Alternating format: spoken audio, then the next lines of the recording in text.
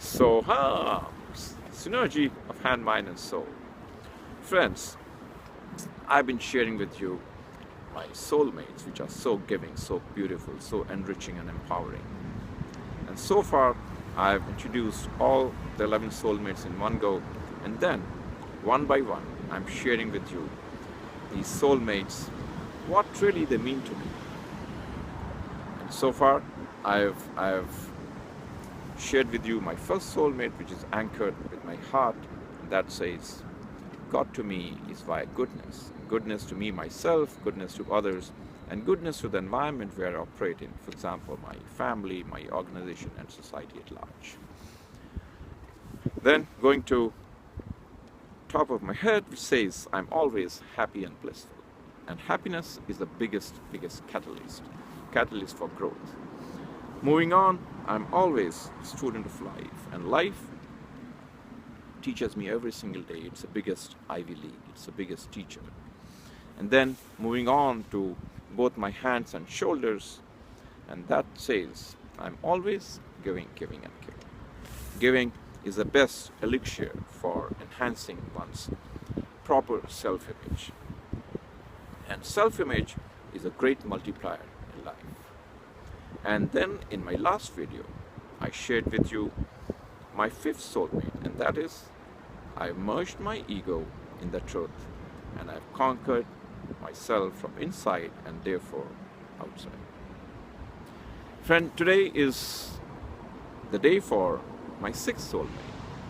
So 5 soulmates on this side, and then 5 soulmates in front of me. Now, the 5 soulmates which I have shared with you, and just now I also gave a glimpse to you, they contribute into my 6th soulmate.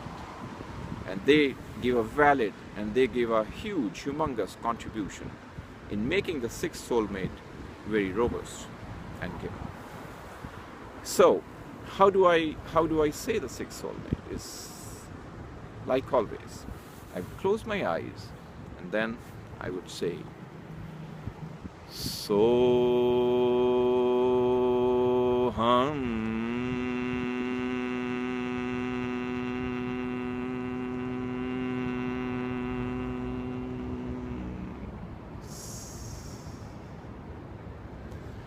So while I am saying so, I am telling myself that I always work with lock and key approach. And then when I move to the humming phase, that's when I let my mind wander, I let my mind loose, let my mind relax. But in a very, very intense environment, of lock and key approach. Now, there is significance for this anchor. This is the finger of ego. You do it. And this ego is totally bent and resting on the base of truth. This is the symbol of truth. And here, each and every cell of my body, millions and billions of them, they are living under an environment, a very intense environment of lock and key approach. Now, what is lock and what is key? You must be wondering, what do I mean by that? Now, friends, as we move on in life, we keep gathering a lot of baggage. Depending on how we grow up, our circumstances, situations, with whom we live, spend time, who are our colleagues, what kind of environment we operate in.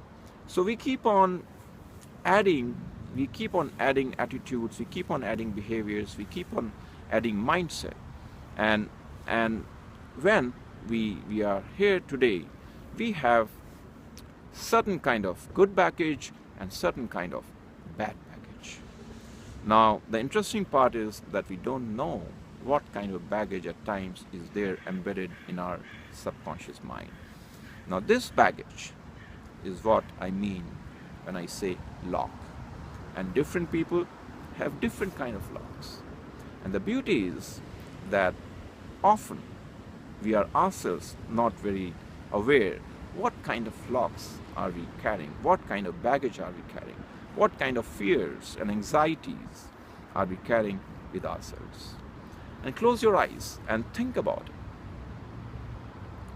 What are your fears? What are your anxieties? How does it impact you as a professional? How does it impact you as a human being? How does it impact you in the relationships? These embedded locks in our subconscious mind play a huge role. They play a humongous role in what we are, in our making, in our happiness, the level of happiness and sorrow. They contribute heavily into our anxiety. And here, often we are not aware about our own locks. Leave aside the locks of the people who are there living with you in the family or in an organization or in a team or as a neighbor, as a friend. So friend, when I say I am working with the lock and key approach, so the first thing what I do is that I try to recognize what are my locks. And once I recognize the locks and once I recognize the issues, then finding a solution, finding the key for that lock is often simpler. And the basics is that any issue, any challenge, we need to recognize and acknowledge that yes, this is an issue. Now there are different kind of keys which are available, and the beauty is that these keys are often available within us, and they don't cost anything. They are free of cost.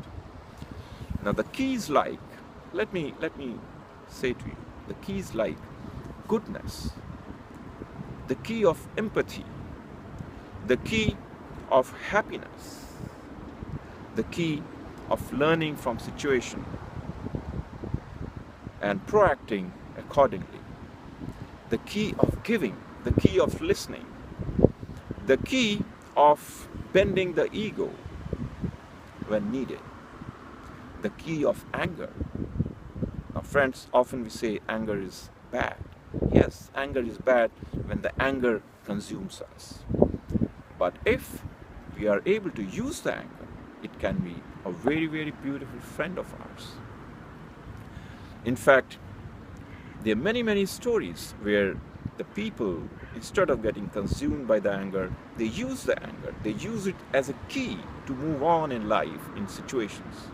For instance, when Mahatma Gandhi was thrown out of a first-class coupe, in spite of having a valid ticket, he didn't get consumed by the anger of being thrown out. Rather, he used that anger, and used that anger which sprouted, which flowered, and it resulted into freedom of a great country. So friend, when we look at our inside, we look at the situations, we look at the locks, and then we heavily focus on finding the key to the lock, what happens is beautiful. And these 8 to 10 seconds, every single morning, every single morning, every single morning, every single morning, in a very intense environment where you know, my subconscious is thinking of, my subconscious is focusing on what kind of locks am I carrying around with me, what kind of baggage I'm carrying around with me, what is really hindering my potential. And then I think creatively. I think creatively in terms of what is the solution, what is the key. And the keys is often hidden with my first 5 soulmates in goodness, in happiness, in giving, in learning, in ego. And once I get the key and I'm able to open the lock, the treasure is mine. I can open that treasure, I can open the lid, and then the outcome is beautiful.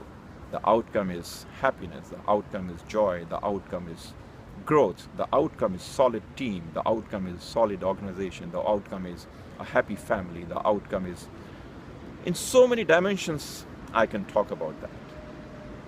But we need to find the key. And we need to find the key for ourselves first. And once we get the mastery in finding the key for ourselves, then it becomes a lot easier to see, recognize, acknowledge the lock of the others. And then maybe we develop an insight in finding a good key for the others as well. So this in simple words what I mean by lock and key approach. Well, when I go to the third phase of SOHAMS, that is phase, and that's where I get in sync with my seventh soulmate. And my seventh soulmate, oh my God, it has saved my life in so many ways. It has saved me from stress. It has saved me humongously. And this soulmate simply says, hurt, whether justified or unjustified, is self-destructing. It is like a poison what I drink and wish the other person dies. And the solution to that is anicca and equanimity. I'll talk to you about that in the next week again. And in the meanwhile, I would say, SOHAMS again, synergy of hand, mind, and soul. Bye for now.